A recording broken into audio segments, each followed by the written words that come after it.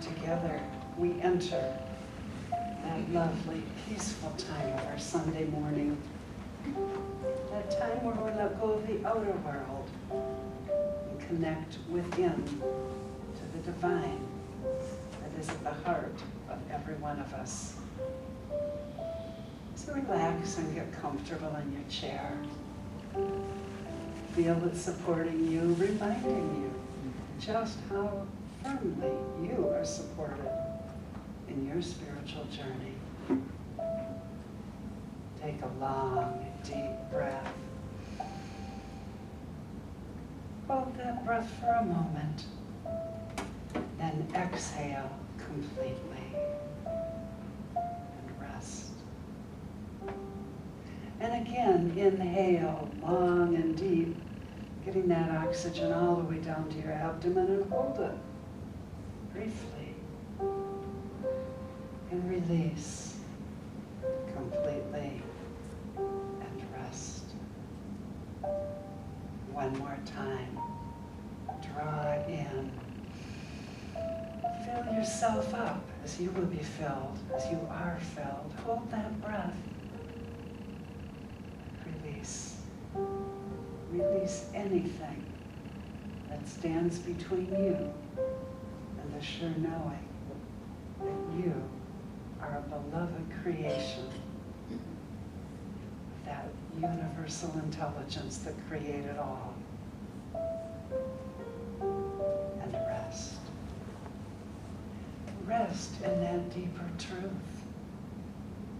Rest in your deeper awareness that you are the face of God, for the Creator lives in you, as you, and through you. Rest in knowing that in every face you see, that's also the face of divine mind.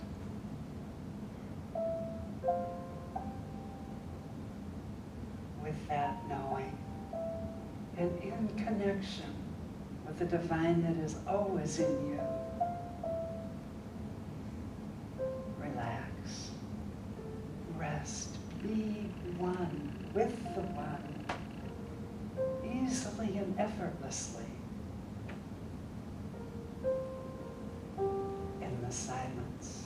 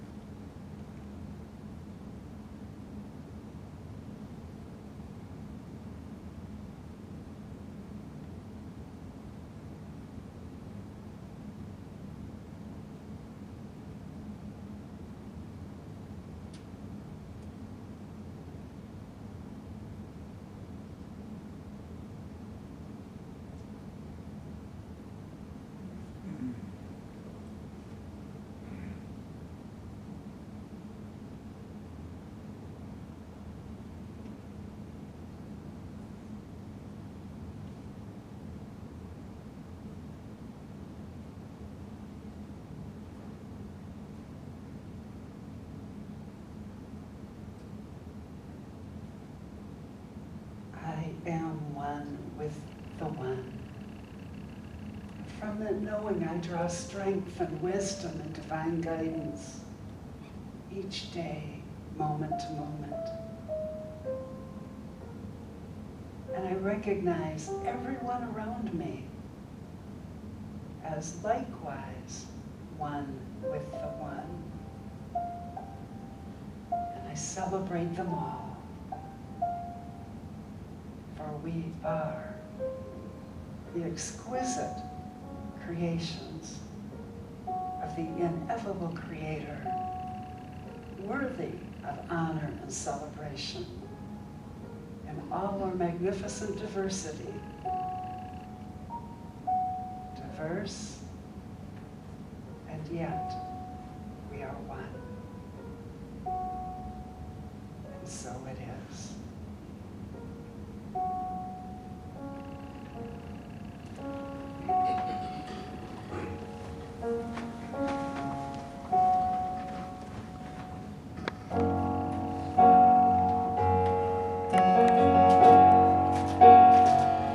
God grant me the serenity to accept the things I cannot change, the courage to change all I can, and the wisdom, yes, the wisdom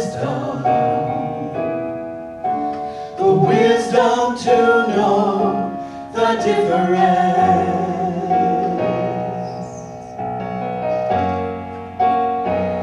God grant me the serenity to accept the things I cannot change, the courage to change all I can, and the wisdom, yes, the wisdom to know the difference.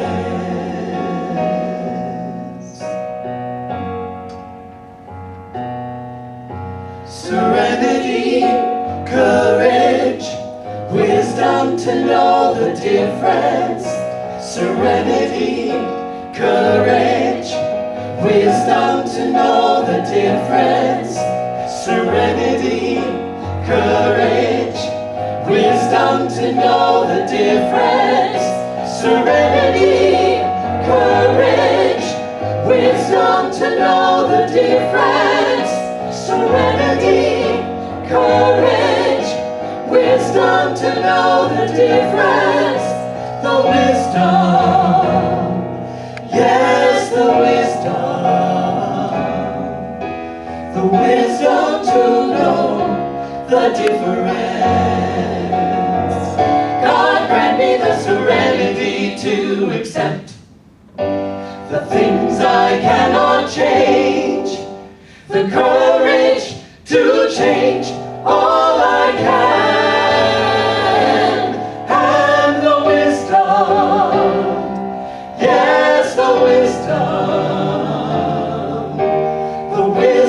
to know the difference, the wisdom to know the difference.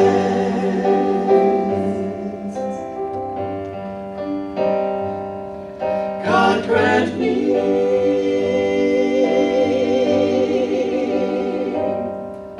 serenity,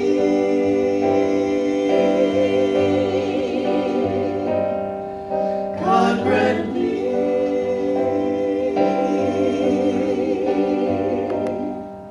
serenity,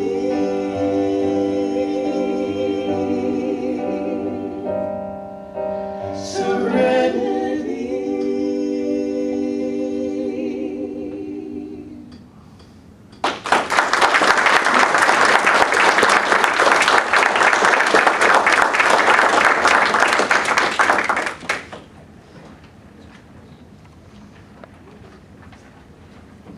Thank you so much.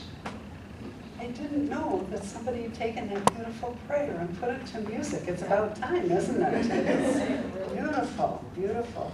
Good morning, everybody. Ah, I'm gonna rock your boat this morning. I have some very interesting information to share with you. How many of you are at least vaguely familiar with a New Testament story about a Roman centurion who goes to Jesus, or Yeshua, and asks him to heal the centurion's servant? You familiar with that at all? And that really is the story in a nutshell. Yeshua is doing his preaching and teaching thing, and this Roman soldier works his way through the crowd and comes up to Yeshua and says, "My servant's ill unto death. Will you please heal him?" it must be an important story because it appears in 2 of the 4 Gospels. And if you ever do a New Testament study, the more frequently you see the same or similar story, you know there's something important to be learned there. I remember hearing this story as a child. I grew up in a parochial school setting and learned all the Bible stories. And this story disturbed me. I couldn't figure out, even as a kid, why this Roman centurion who had probably hundreds of people under his direction, why was he worried about one lowly servant? And why would he put himself, his career, his very livelihood on the line to approach this renegade teacher, this Yeshua, and ask for help? There was just something about this story that just didn't ring quite true. And for years, I couldn't figure out what that was. A few years ago, I came across a book entitled "The Children Are Free." It's written by a pair of Protestant ministers who are very erudite in the native language of Scripture. They're fluent in Hebrew, which the Old Testament was written in. They are fluent in Greek, which the New Testament was written in. And they have gone back in various scenarios and looked at the original languaging of what we know of as the Bible. And they've looked very carefully at what's come down to us and actually gone back to the original Hebrew and Greek to discern, well, is this really what's being said, or was that accurately translated? When they looked at this story of the Roman centurion, oh my gosh, the bells were sounding, the buzzers were ringing, there were red flags all over the place for them. Because from their ability to work with Greek and their ability to read that story in the original languaging that it was written, they discovered that it had been conveyed over the years, over the centuries, with significant misinterpretations. What they discovered, this story's in 2 places, it's in Matthew and Luke. In the book of Matthew, when this story of the centurion is related, the centurion refers to his servant as his paius, P-A-I-S. Don't hold me to the pronunciation. I've never trained in Greek. I may be mispronouncing it horribly. But we'll pretend I'm saying it right. They discovered the centurion was talking about his paius. Now there are 3 possible meanings to that word, to that term. The first one can mean my son, my boy. When we celebrated Dad's Day last week, a lot of you have a young man in your life who is your paius. He's your son, right? The second translation of paius can be servant. And it could also mean a very particular type of servant, and that is a servant who is his master's male lover. Now I know this sounds a little shocking to our 21st century ears, but 2,000, 3,000, 4,000 years ago, especially if you were a soldier, it would not be uncommon to have as part of your retinue a male lover.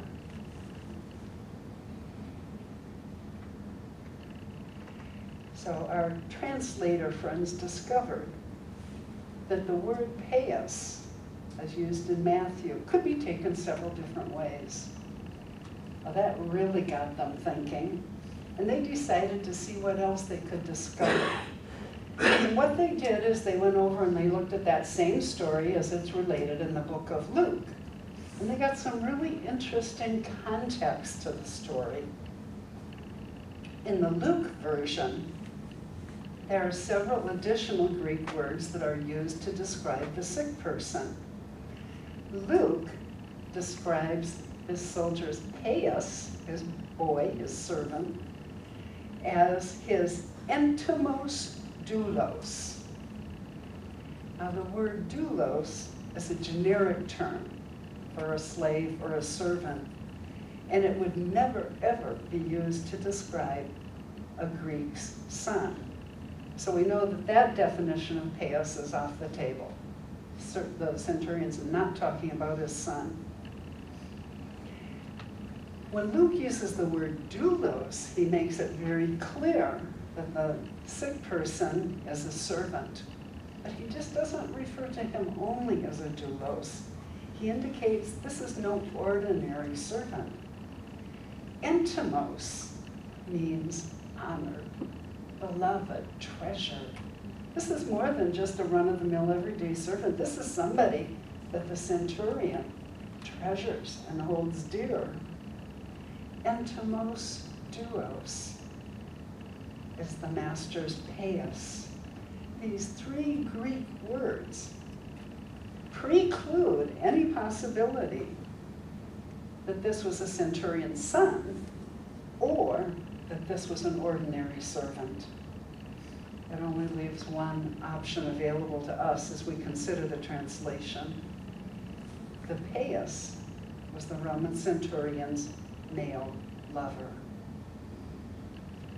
Linguistic and circumstantial and contextual evidence points in this inescapable conclusion.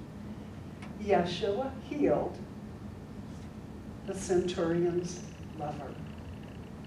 And when we understand this horror story takes on a whole new dimension. And these actions are made even more remarkable by the fact that this was a Roman centurion who is part of the conquering group, who humbled himself to plead before this renegade Jewish preacher, the conquered, if you will, asking him to heal his servant. The extraordinary lengths that this soldier went to seek healing for his servant is much more understandable if we understand that that servant, that paios, is his entomos doulos, his lover. Can you imagine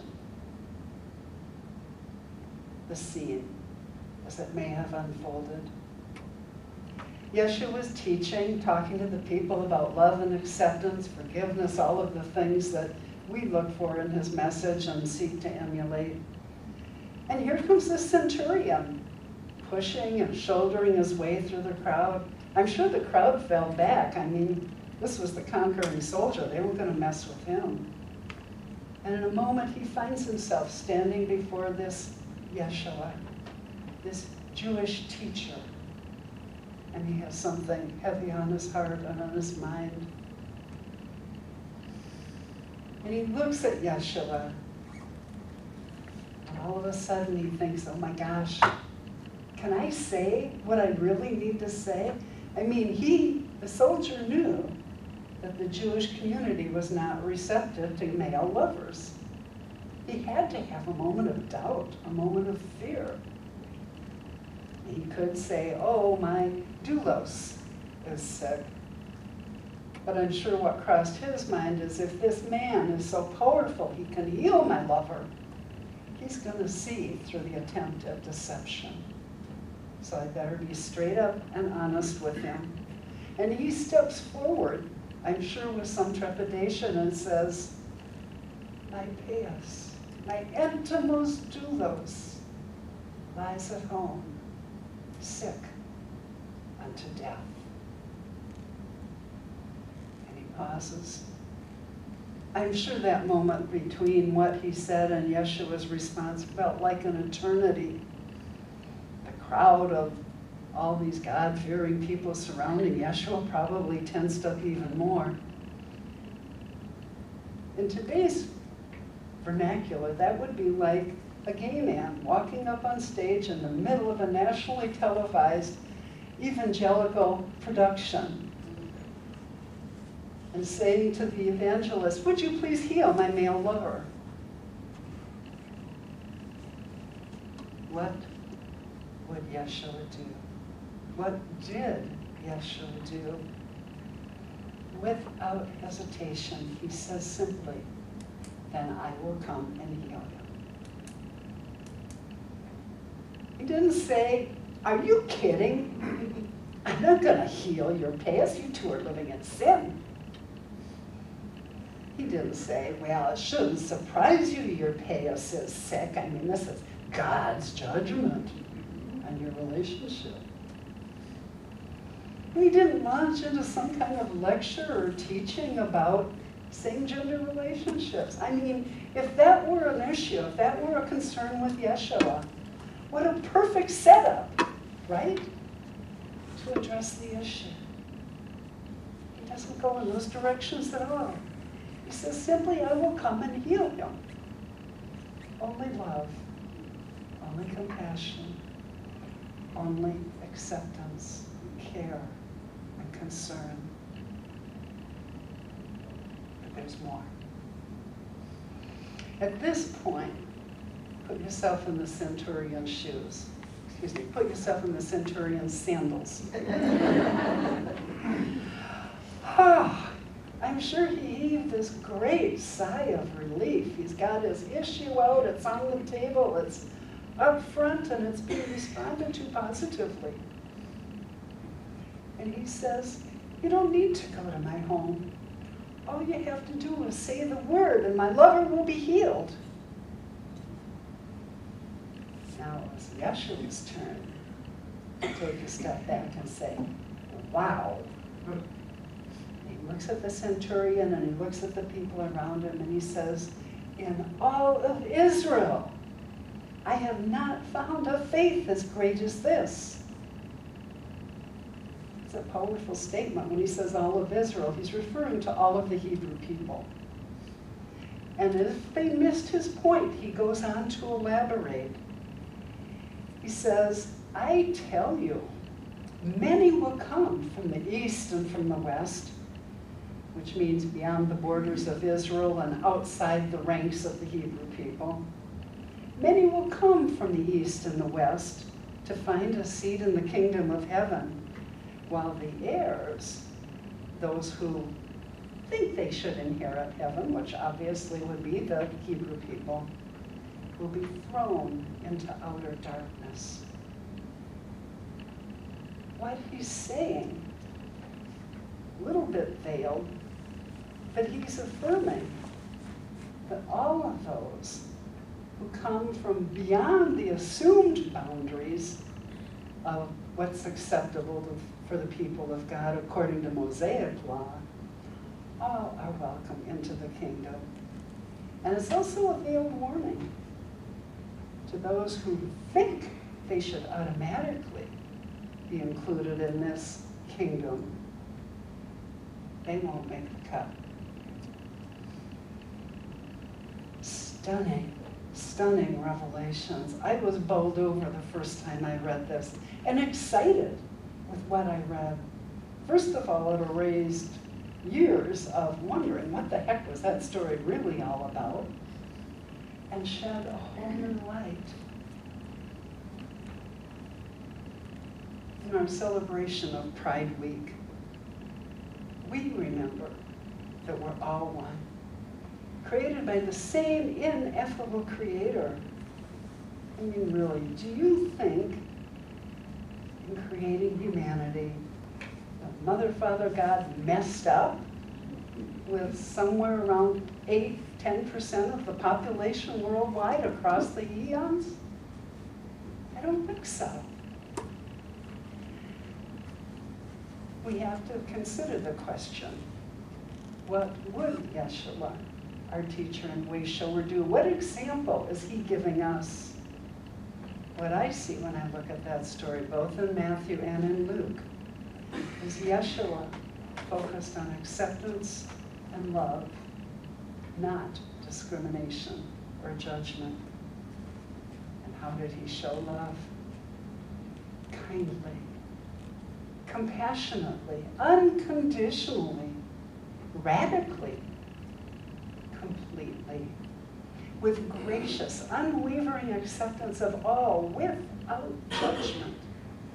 He recognized and affirmed, not only in this case, but in so many cases cited in the New Testament, he recognized and affirmed the innate worth and dignity of all people, especially the oppressed, and he consistently stood for justice. Who are we to do anything less?